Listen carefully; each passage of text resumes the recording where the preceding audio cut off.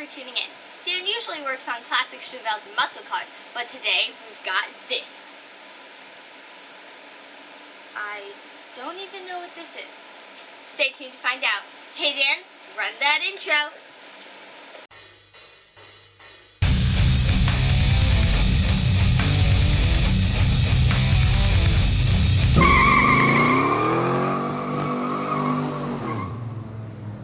Hey Gearheads, thanks for tuning in. On this episode of Dan's Garage, I know I usually work on classics, but we got a newer car here. This thing is hot.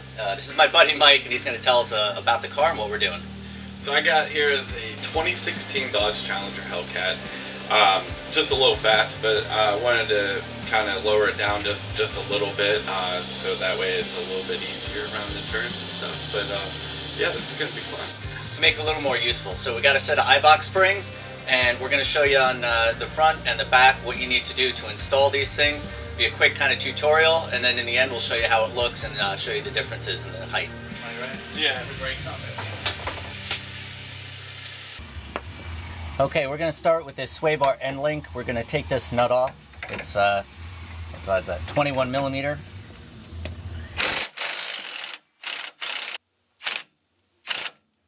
All right, it is spinning, so I'm going to show you a trick. So you take a pry bar like this, and you wedge it against the outside of the strut and the sway bar to hold tension on it so you can spin it off. Alright, so there's not much room to swing a wrench in here, but you can put a 10 millimeter on the inside and just use a 21 millimeter wrench, and you got to loosen it by hand, unless you can get it off with the power tools, but maybe you don't have power tools anyway, so this might be the way you have to do it. Slow and steady wins the race. Alright, the next bolt is going to be this top nut on the control arm. You want to make sure you have it jacked up and don't release it all the way until you're ready for it to come down. Alright guys, so we got the jack supporting the lower ball joint. We got this nut separated on the upper ball joint. I did have to hit this a lot with my big friendly hammer, but it finally did separate. So with the jack supporting it, we can take this upper nut off. We're going to take the lower shock bolt out, and then we'll be able to bungee this up out of the way. I'm going to use the pry bar to pry down on the upper control arm to keep it in place until we're ready.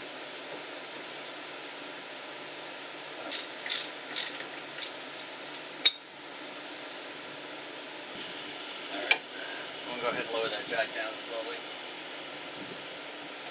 Yeah. Alright, so that'll just flop out of your way. Now with this, you want to disconnect all these ABS lines and make sure you keep slack on everything, especially your brake line. Alright, next bolt we're going to remove is the lower shock bolt. Now we got to go up to the top. We have to open up the hood, and we have to get rid of the 3 nuts that are holding on the top of the strut. I think they're 13 millimeter. So this is your strut cap up here. So we're just going to pull this off like that, and then you got your 3 nuts right here. We'll just pop them out.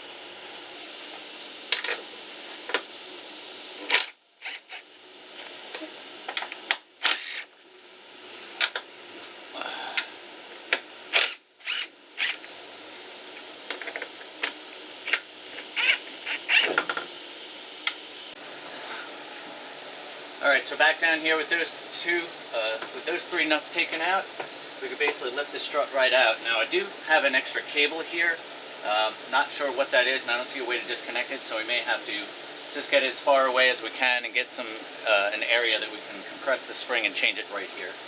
Yep, keep going. Alright.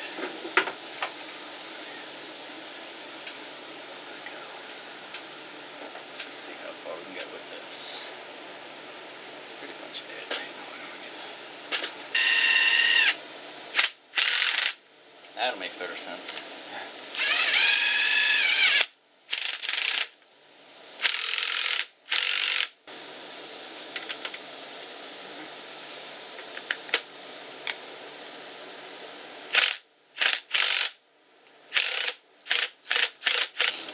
So before you take this nut completely off, make sure you don't have any tension on this, because if there is still spring tension on, this thing will go flying and your next trip will be to the hospital, and we don't want that to happen. So that top nut is actually 8 millimeter, the center bolt. The nut is 18.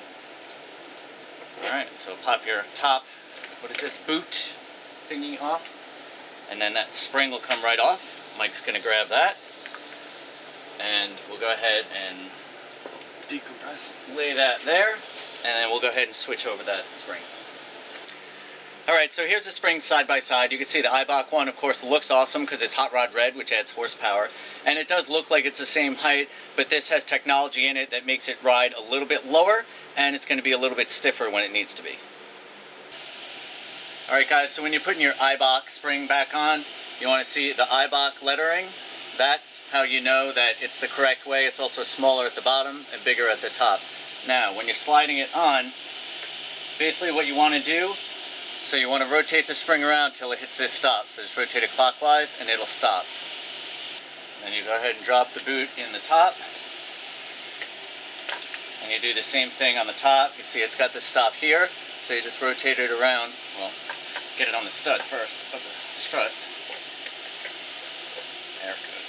And then you want to rotate it around till it stops where the spring is. And then you know you're good. Now we'll go ahead and compress it and get this nut back on. Down.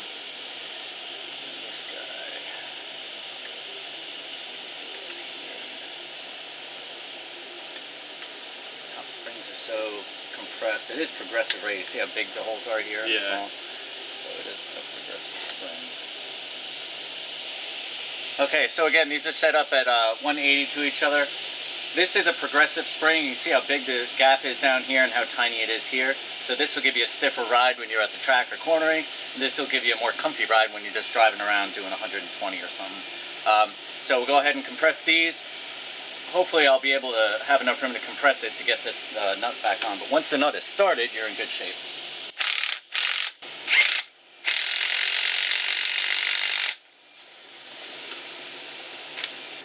Alright, so when you have this compressed and the top hat is on, you can get the nut started, if you can find it. But before you go ahead and release anything, make sure the spring is up against this top hat. And notice you have two studs close together and one further apart. So the two that are close together go towards the inside of the car and the one on the outside. And then make sure the spring is seated at the top, make sure it's seated at the bottom, and make sure your strut is facing the right way. You can rotate this whole upper assembly from this isolator up. This plate is welded, so make sure that everything is clocked together and seated correctly before you release the tension, then it'll go in correct. Alright, as soon as you can get the top started,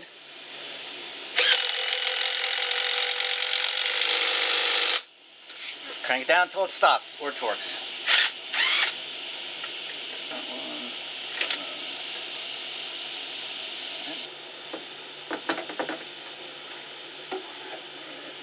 Get that top situated up in there. And actually, why don't I'll hold this up. Go ahead and get the screws off. Yeah. Alright, so we got the 3 bolts, we got the 3 nuts in the top of the strut. I put the 1 bolt in the bottom of the strut. We're going to go ahead and take the bungee cord off of the knuckle, and we'll go ahead and take the nut off the upper control arm. We should be able to push that down enough to get it started. Which we can, so we'll get that started.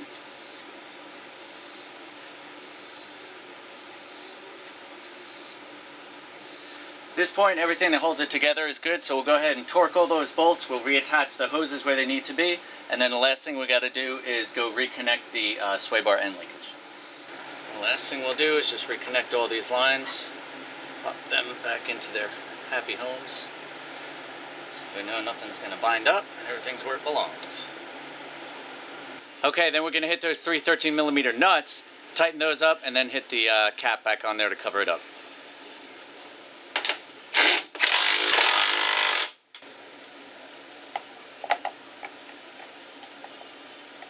Pops down on there.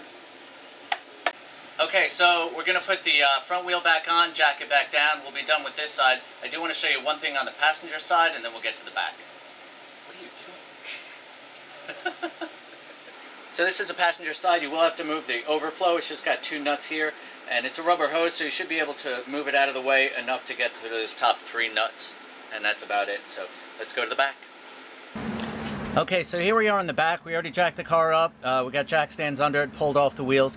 So the only things we have to disconnect on here is the lower shock bolt and the front lower control arm bolt. and then this will just pop down with a jack, of course. We may have to do something with this exhaust to get this bolt out if it doesn't come out all the way, so you may need to drop down the exhaust, and we'll find that out shortly. There we go. How nice and easy that was. So that's going to allow us to drop it down. Almost there.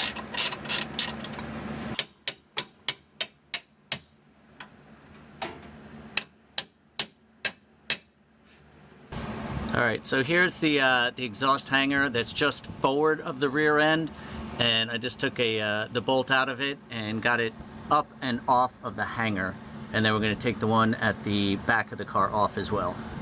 Alright, so this is at the back of the vehicle. That's the tailpipe tip right there, and there's a bolt right there at the back of the vehicle that holds the rear of the exhaust. So we're going to take that out too, and then that should lower the exhaust enough for us to get that bolt out.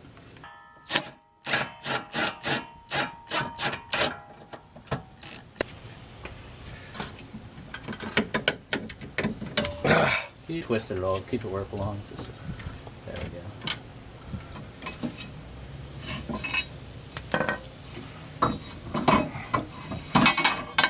There it is. So here's the lower spring isolator. You can see how it's got a teardrop shape for the bottom. So that sits in the control arm in a very specific way. And then where the spring sits in, it's got the same hard stop here. So you want to make sure it's clocked over to the end of the spring when you put it on.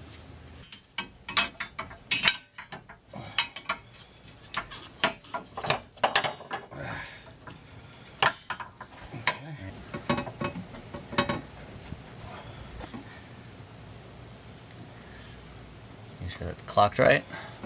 Alright. Can you slide that control arm over to the front, like line it up where it needs to be, and I'll go ahead and start jacking it up. That's what we want. Let me see if I can.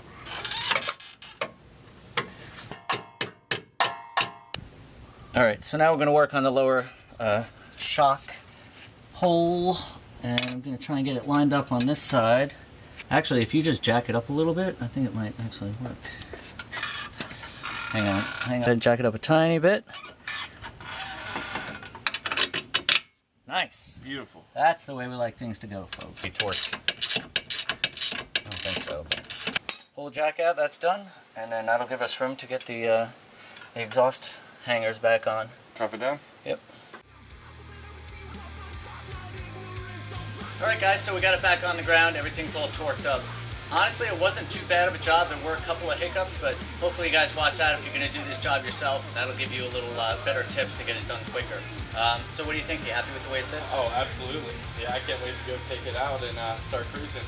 Nice, hit some autocross. So, not a bad job, a couple of hours for you guys. Make sure to subscribe if you like working on classic cars and watching it, because that's usually what I do. But we'll see you on the next one. Thanks for watching.